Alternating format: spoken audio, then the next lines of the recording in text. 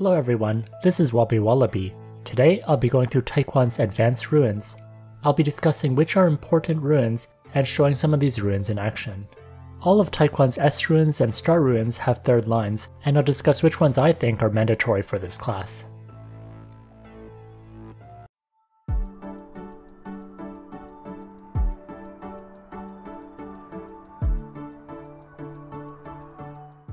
In this video I'll be covering Grade B runes, Grade A runes, Grade S runes, and star runes. This video will cover some skills which I covered in detail in these two Taekwon videos. The link will be in the description. Also, thanks to Eulb and Team Leaks for the translations for the runes. I'll also include a link to their content in the description. We begin with the Grade B runes. First is the Fall rune, which gives more flee and crit defense. This rune is decent for PvP if you're trying to get as much flee or crit defense as possible. However, for PvE, flee isn't as important, as bosses can still hit you with skills, so usually people go for ways to reduce damage than to pump up flee. Crit defense is also pretty useless against bosses. Fall is a passive skill which already gives you 50 flee at level 20. For my rune, I got 8 flee and 3 crit defense, so there's nothing game breaking about it even if it was maxed. So this rune isn't very important in my opinion. Next is the Flying Kick rune. The damage increase is important, and the SP cost usually isn't an issue. Flying Kick itself isn't that great for burst, and I think there are better damaging skills. So for PvP and PvE, this rune isn't that great.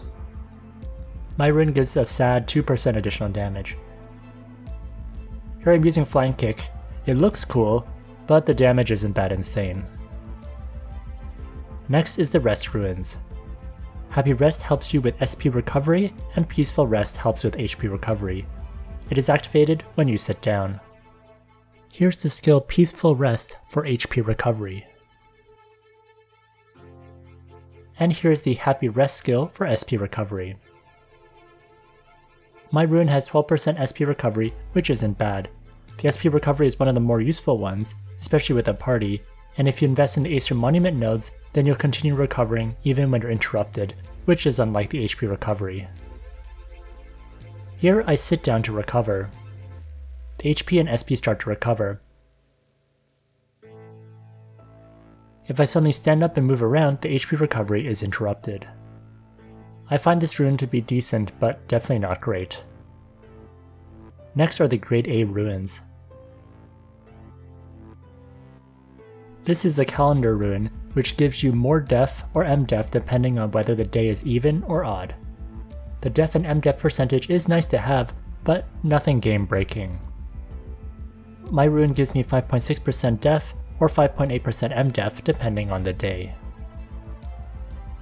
Next is the Nova Explosion rune, where you take more damage to lower the cooldown of Nova Explosion. By default, Nova Explosion has a 3-second cooldown. If you get the max second line, then you can decrease this by 1 second.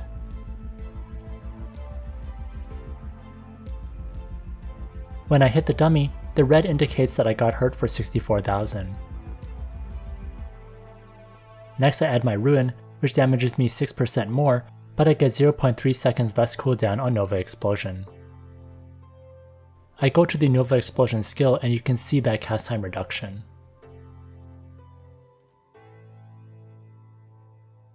Now I hit my dummy, and I hit it for 1.46 million and get damage for 68,000. The damage to the target dummy has not changed, but the cooldown is lower, so over time the DPS will be higher. If you're an auto attack build, then this rune isn't needed. The cooldown doesn't affect the chance for this to proc again. If you're using the skill build, then this rune is excellent, since Nova Explosion is quite powerful. This skill does cause HP loss to you by default, which is amplified by this rune. However, I think this damage is worth it if you can decrease the cooldown on this fantastic skill. Next is the Roundhouse Kick rune.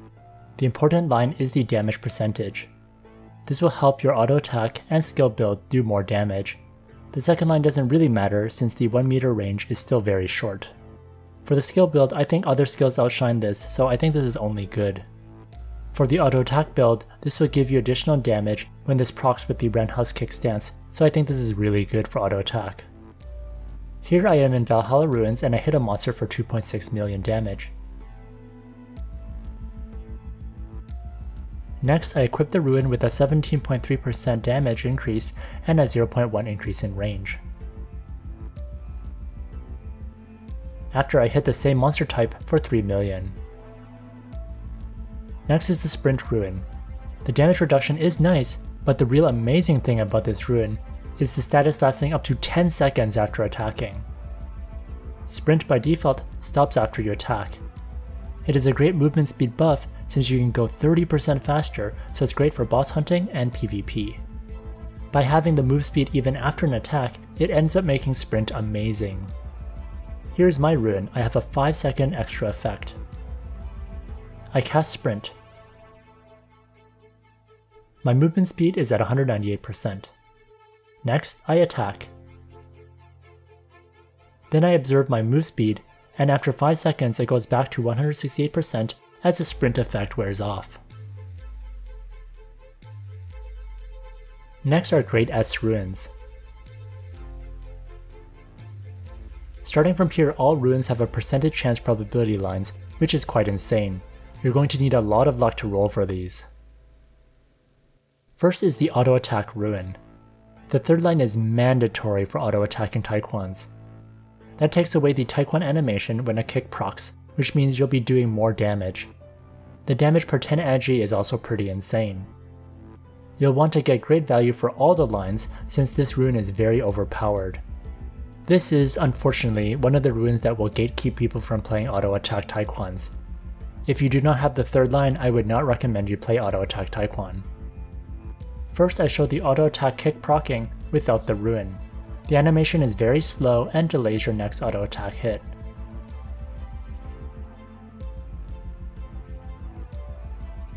Next, I equip my rune, and my second line and third line are good, but the agi damage first line is the lowest possible. Now I hit the dummy, and you can see how fast the proc kick happens. You can barely see them. These kicks will give you a lot of additional damage as an auto attacker, which is why the third line is mandatory for auto attackers. For the skill build, you don't need this rune. Next is the rune Come On, which gives you more attack or health depending on how many people are in your party.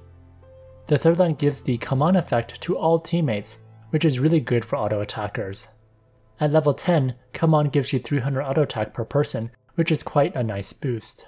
This rune will further increase your auto attack damage. Your rune master friends will be very happy to have you in this party if you have the third line.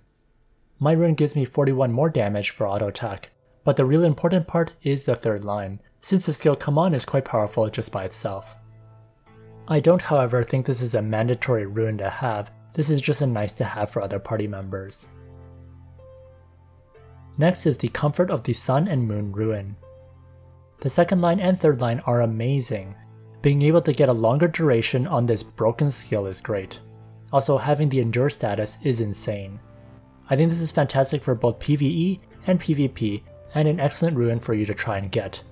Here, the Comfort of Sun and Moon skill gives you immunity to physical or magic damage for 12 seconds, which is really busted.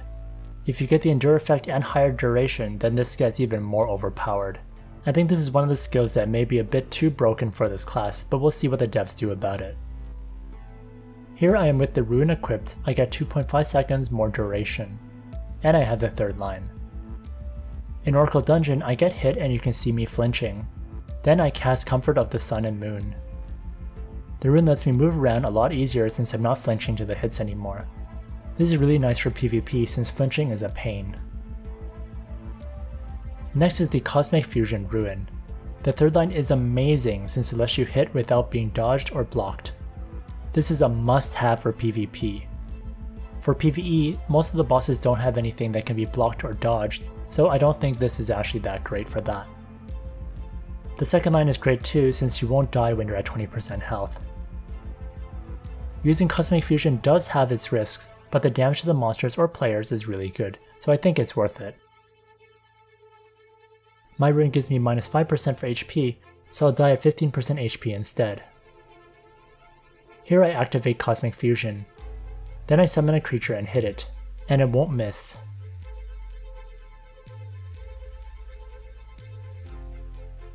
Next is the Hatred Rune. The third line lets you pick an additional target.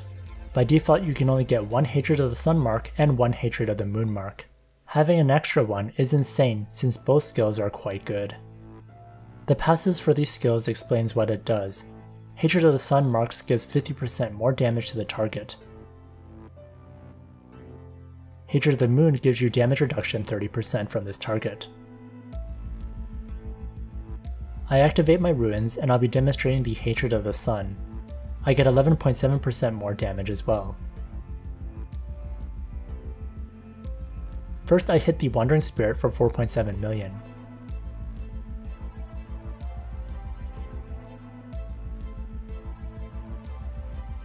Then I hit the Crow for 3.2 million.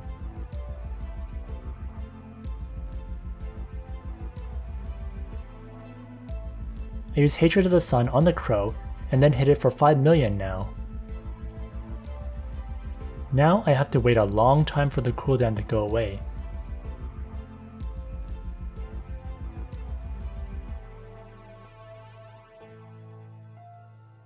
Then I put the mark on the Wandering Spirit. You should try to set your targets ahead of time so you don't have to deal with this long cooldown. I now deal 7.3 million damage to it.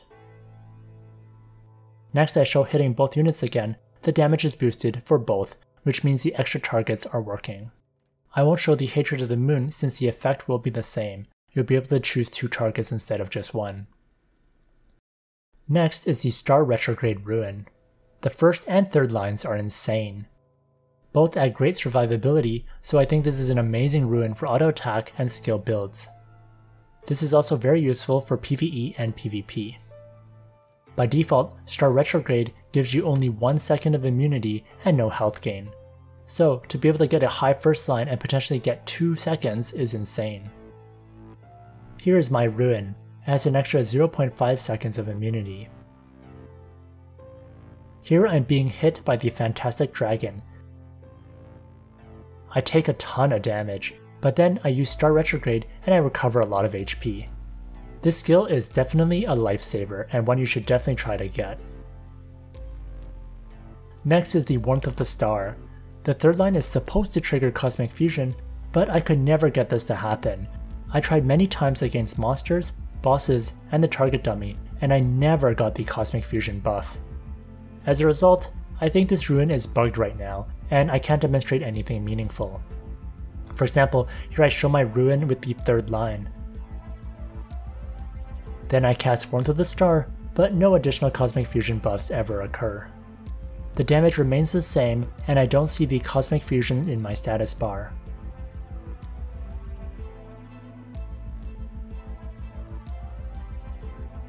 Next are Star Runes. First is the rotation of the Sun and Moon rune. If you're the skill build, then this rune is really good. On the Sun dial, being able to reflect damage is fantastic for PvP. Also in the Moon dial, being able to move faster is fantastic for PvE and PvP. The third line lets you skip the first area of the dial, so you can always get towards the high damage area faster. This is a nice to have in my opinion. I don't think it's that broken that you need it. It doesn't skip the ending area of the dial, so you still need to put up with that. The rotation gives you more damage the closer the symbol is towards the middle.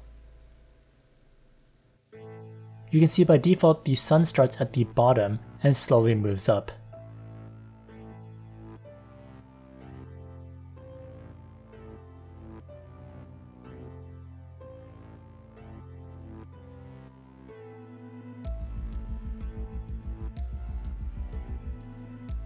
The damage will peak at the middle. Next, I equip the rune with the third line. When I switch from the Sun to Moon dial, notice the Moon symbol skipped the starting part, and this helps us reach the max damage a bit faster. I think this rune is only good for the skill build. Next is the Heaven's Law rune, which gives you the new skill, Heaven's Law. The first line is amazing for Moon and Sun skill users. If you get 9 seconds, you'll be doing high damage for a really long time. The second line is great too, since lower cooldown is good. The HP recovery when the dial changes is a nice to have. I don't think the third line is that great, since if you're about to die and you need HP, you can't practically wait for the dial to change in order to recover. For my rune, I have a 4-second longer duration. I show the Heaven's Law skill, which has a 45-second skill cooldown.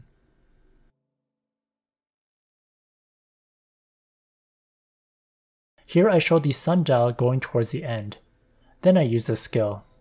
It immediately jumps to the Moon dial in the middle, and I can do some high damage for a few seconds.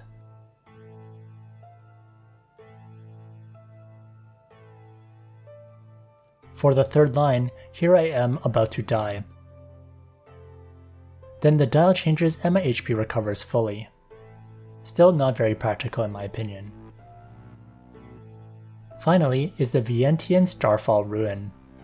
For auto attack users, this is a must-have rune. Ideally, you have a rune with both the second and third line. Vientiane Starfall gives you great continuous damage for auto attack users. There's a bit of a setup to get this to work since you need to light up your stars, but once it gets going, man, this does a lot of damage. I don't have both lines, so in this test I'll just show the third line for the extra second.